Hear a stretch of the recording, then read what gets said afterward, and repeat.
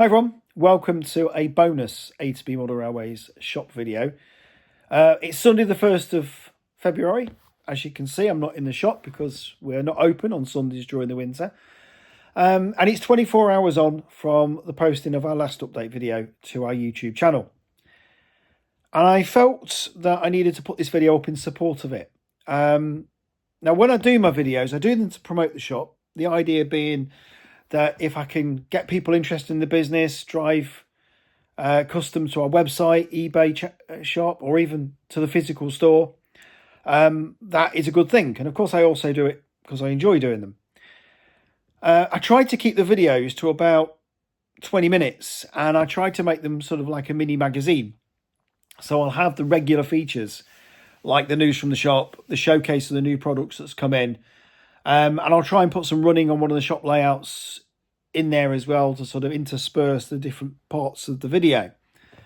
And I'll also try to have one main feature that gives the video its title. It might be a look at new product announcements from a manufacturer. It might be a focus on a particular new model that's coming out or has come into the shop. It might be modelling techniques when I'm working on one of the shop layouts, or it might be a discussion on a particular model railway topic. And I try to keep my videos down to about 20 minutes, so they're also a watchable length. Now, when I put yesterday's video together, the main focus, the main feature was about whether or not the 2026 range, with the increased release of railroad models, was actually a case of Hornby responding to the criticisms of the increased prices in the model railway hobby. And when I put that video together and I put it all sort of ready to go, it actually came out about 30 minutes in length, which to me was too long. So I had to do a bit of editing down, and the main feature, which was 15 minutes long when I first filmed it, got cut in half. And looking back at it and also sort of reading some of the comments that have come, I think the second half of the video, which I cut out, actually, when I took it out, it lost some of the points I was making that set the context of why I thought the Hornby 2026 range was coming out more affordable. And I'm not sort of saying people's comments were wrong. I'm certainly not saying that. But I think by losing that part of the video, I actually lost part of what I was trying to say. So what I've done today is I've put together this bonus video, and it literally is the full uncut 15 minutes section on whether or not Hornby have responded to the price criticisms.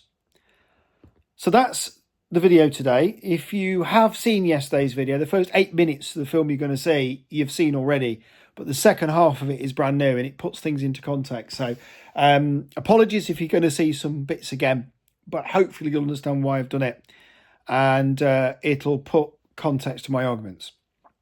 I'll be back at the end of that. Now, this video is our final video for January, and it's also the final video where I focus on the Hornby 2026 range. I did a video earlier in the month where I previewed the Hornby range ahead of its release with no clue what was coming out, and gave sort of my predictions of what I thought Hornby might do, what they should do.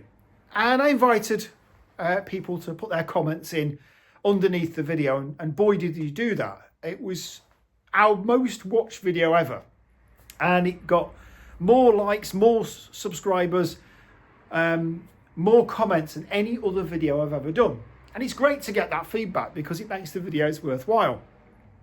Now, some of people's predictions did come true, but one thing people did say was that they felt that it was going to be a really watered down set of announcements this year, that perhaps because of the financial issues that had been reported in the press in the lead up to the announcement, Hornby would be looking to cut costs and tread very, very carefully. The press reports have suggested Hornby's debt had gone from 7.8 to 11 million pound, and perhaps the club was teetering on the brink of financial problems. Now, I'm not suggesting that's the case, but certainly it was a worrying announcement. And on the face of it, when Hornby did release their new announcements in the middle of January, you might be forgiven for sort of thinking these doom-laden predictions were true. Now, in the 7.5, nearly 8 years I've been running A to B model railways, and the longer period of time that I've been a model rail enthusiast, I've always sort of felt that when Hornby make their announcements at the start of the year, it tends to feature, on average, about 3 or 4 brand new toolings. Now, this year, there was only 2 of them. Just 2 brand new toolings in the range. There was, of course, the Merchant Navy, which a lot of people have predicted as a possibility. And of course, it's a brand new upgraded tooling with working lights, facility for sound, and also the steam generator. And while we had a slight retool of the A4 to also accommodate working lights and the steam generator, the only other new tooling was the Class 60. So it did seem a little bit of a watered down range. Lots of new liveries on old models, but not a lot of new toolings. And was that a sign of Hornby actually treading very carefully? Well, perhaps it was. Or alternatively, have Hornby started to look at the market in a different way and respond to some of the criticisms of the railway modelling hobby in recent years? Now, as I mentioned, I've been in this shop now, I've been in business now for 7.5 years, and I get all kinds of people coming into the shop. I get my regular modellers, I get visiting modellers from wider areas, I get visiting families, tourists, holiday makers, a lot of people from sort of different groups who come into the shop. And one of the common things I've heard over the years is how expensive the railway modelling hobby has become.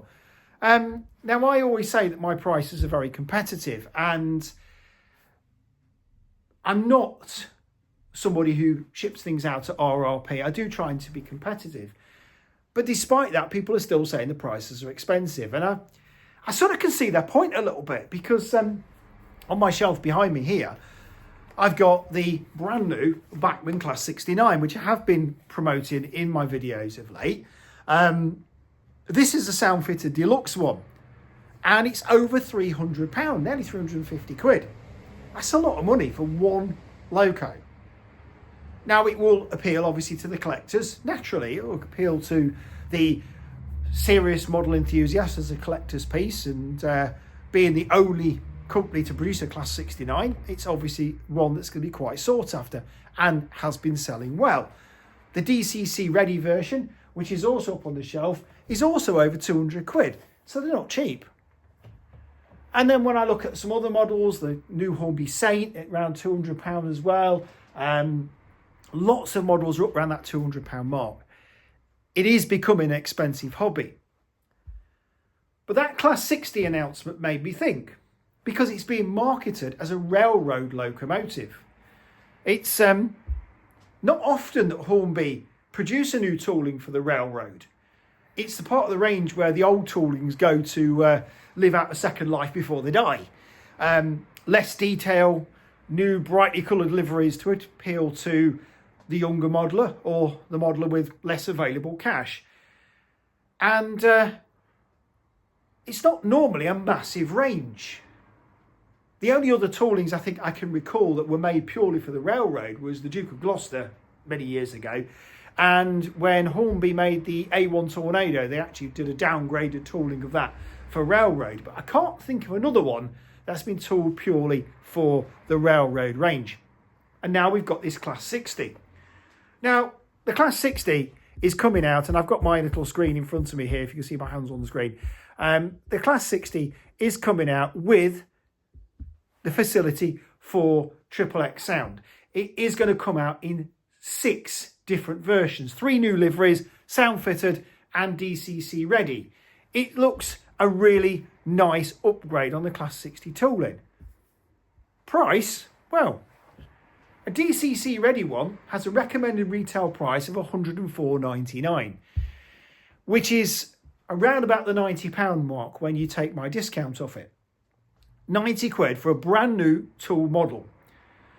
A sound fitted version has an RRP of £159.99, which when you take the discount off, it's around about £135 from me. When you compare that £135 sound fitted model to 350 quid for a Class 69, that's a huge difference, isn't it? And it's not just the Class 60 that's coming out in the Hornby range. In fact, when I look at the list of railroad releases against the others, it makes some interesting reading. In the Hornby 2026 range, there are 8 new diesel releases, no new toolings in the main range.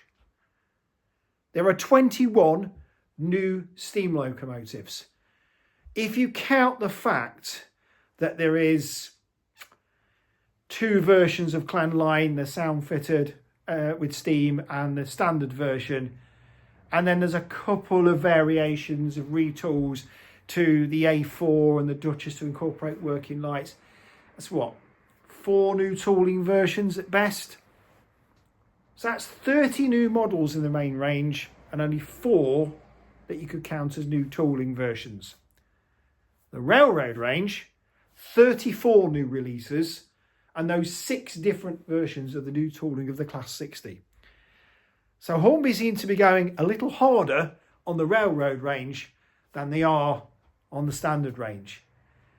And when you think a DCC ready model is going to be about 90 quid to buy from me with my discount, or £135 for a sound fitted one, that does sound a little bit more cost effective, doesn't it? And with so many new models coming out, I wonder if Hornby actually have played a blinder here. And they're going to think that actually they are responding to the criticisms of the higher price models and to try and make railway modelling more cost effective. Now, some people might say to me, well, 90 quid or 135, that's still a lot of money. Well, yeah, it is, but I'm going to compare it with a couple of other things. So I have a couple of other hobbies. I like my football. I have my season ticket for Derby County. Please don't judge me. And at Christmas, I got this. It was the replica Derby County away shirt, the third kit, as a present for Christmas.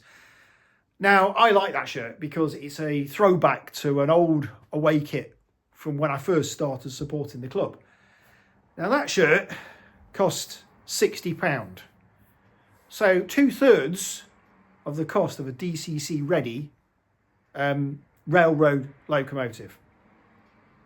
That shirt is going to be in use for 1 season. When we get to the end of the current season, this shirt will become obsolete.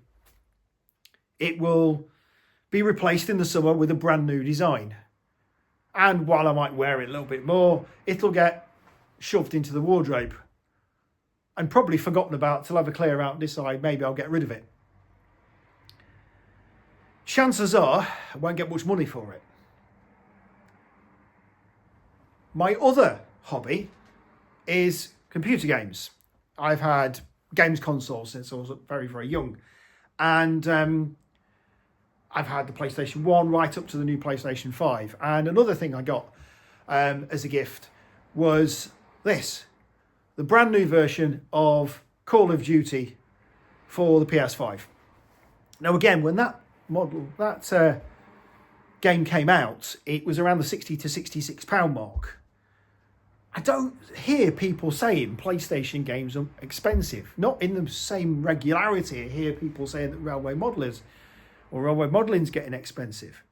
66 quid for a game. Now, I like the Call of Duty series. I like to play the zombie games. The online zombie game got me through lockdown. It was my social moment with my mate. I used to put the kids to bed and head into the spare room. I'd put the PlayStation on and open a can of beer. And over the headset, me and my mate would play a couple of hours of Call of Duty Zombies. And it was our social life when we couldn't get out of the house. And I still play it now, probably not so much. In 12 months' time, the makers of Call of Duty will bring another game out. What will happen to that one? It'll get put back in a drawer. I'll play the new game and I'll forget about this one. And if I want to have a clear out, I'll take it down to the local second-hand game shop who will probably give me a couple of quid for it. for a couple of quid for a game that costs 60 odd quid. Now those Class 60s, if you bought one for 90 or £135, far more cost effective than 350 quid for one of those, and you run it on your layout, and you get to a point where you're not running the layout for a while, or you want to have a change, you can put that Lego in a box, you can put it away, you can come back to it in 6, 12, 18 months, 2 or 3 years time, and it will still run, it will still do its job, it will still be as up to date and current as it probably once was, unless a new tooling's come out. And even if a new tooling comes out, it's not going to be for 3 or 4 years, is it? You take it to a model shop, they're not going to give you a couple of quid for it. It's going to hold its value. So when you think about it that way, perhaps railway modelling is not actually that expensive, especially when you consider that Hornby's push on the railroad range makes things a little bit more affordable. So actually, I think the 2026 range is pretty useful and pretty good. I also don't think it's the end for Hornby in 2026, because as I mentioned in my video, the trade catalogue had an image of a Great Western Railways pannier tank embossed in sort of the red front cover. Now, there was no pannier tank in the range, and the look of the pannier was definitely more refined than the one that has been in the range from the sort of the olden days that often forms the railroad. Now, somebody from Hornby has either made a big mistake and photographed one from another manufacturer, or there's something coming later in the year. So watch this space. I think there'll be more from Hornby later in the year. And I think there might be even more railroad models as well. And I do think the push for more railroad is making Hornby a little bit more affordable this year. Yes, we've still got the top end models, the collector's editions, the steam fitted locos, which are still proving popular, the premium train set with the A4 and the steam fitted. They're going to appeal to the collectors, same as the Merchant Navy is as well. But to have more new models and a really good new tooling in railroad, I think is a top thing for Hornby. So yeah, I think perhaps they are starting to respond to the criticisms over the pricing of models in recent years. And maybe, just maybe, this is going to be a really good range. Tell us what you think. So that's pretty much it for this director's cut, if you like, video. Hopefully it sets my opinions into context why I do think the Hornby 2026 range, with its greater focus on the railroad models at a more cost-effective price, is potentially a response to the criticisms of the prices of the hobby. And I know things aren't pocket money anymore, but when you put them in context of a computer game or a football shirt that young people and people like myself from today still buy and will save up for, in the case of the younger children, it puts the model railway hobby into that same bracket, in my opinion, or very, very close to that bracket, which is why I think Hornby have responded to it and are potentially making their range more affordable and more available. If you are interested in any of the Hornby 2026 range, so if you're interested in pre-ordering, then you can do so via our website, www.a2bmodelrailways.co.uk. You can pre-order the model. If you pay the full amount, we'll send you out one of those £20 scenic mystery bundles straight to you as a thank you for your order. I've got a couple that were placed over the weekend. I've got to send out this week. Thank you for your orders, and you're more than welcome to place your pre-orders. That offer is open until February. Now, I plan to be back with you with a proper A2B Model Railways video later this week, because on the 4th of February, that's Wednesday, Bachmann are making their announcements for the first part of 2026. The first their quarterly announcements. So we'll have a review of those in the next video, and look forward to hearing your thoughts on that. So until then, take care, enjoy modelling, and I'll see you soon. Bye-bye.